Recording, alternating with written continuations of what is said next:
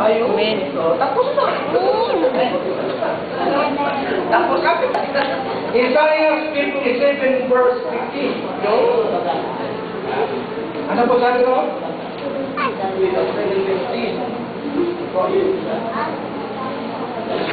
Kaya po, pakinuha po doon sa... Ayun po. Sabi ko, for thus said the Lord, for thus said the high and lofty one, that heaven is eternity, whose name is holy, I dwell in the high and holy place with him. Also that is of contrite and humble spirit, to revive the spirit of the humble, and to revive the heart of the contrite one.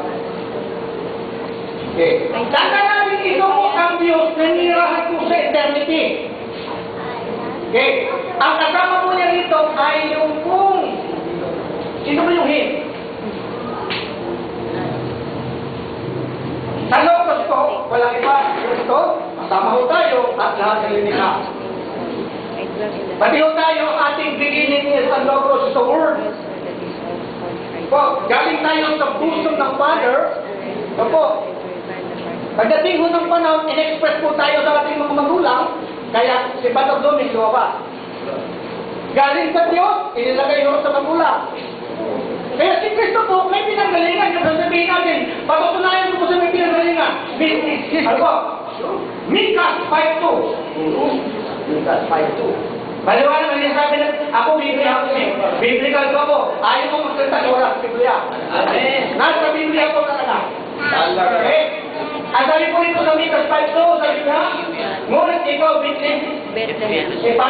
Ipata, na maliit upang lumagay sa lipo-lipo ng Huda mula tayo lalabas sa akin ng isa sa tutulo ng Israel na ang pinangbuhatan niya mula ng una, mula ng walang eternity. Sino yun? Si Kristo, magpapakain eh. Sa first day, magpapakain po siya eh.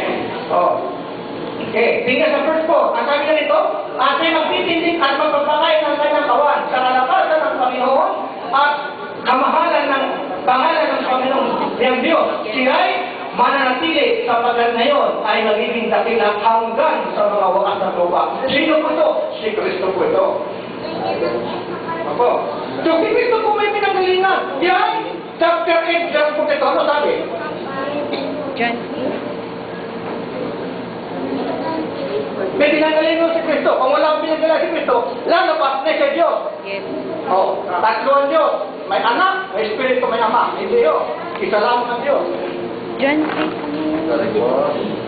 Nanggaling nga siya sa unang Hallelujah. Pinanggalingan mo tatlong tatagaling na. Kaya ano po yun? 13 years, 15 1 years. Trinity. Sinabi sa kanila, Kaya lang po ba yun? Opo.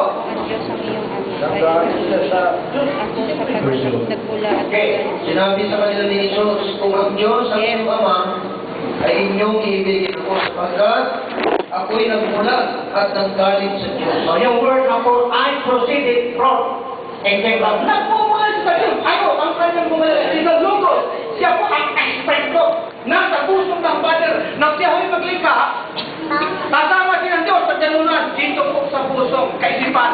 Nang hindi ka nagkaroon ng ekspreso. Kasabi niya siya from the So yun po, may pinanggalingan po ang Panginoon sa Kristo. Ang Diyos wala ang pinanggalingan. Kasi walang Diyos na pinapato sa cross. Wala rin namamatay sa Diyos. Ang namatay yung anak. Yes. At hindi rin ginagawa Diyos. Si Kristo ay ginawa ang 2:36. Yes. Patatagal siya ng kanay sa siya ginawa. Ng Kristo pa lang. Yung Diyos hindi yung ginagawa.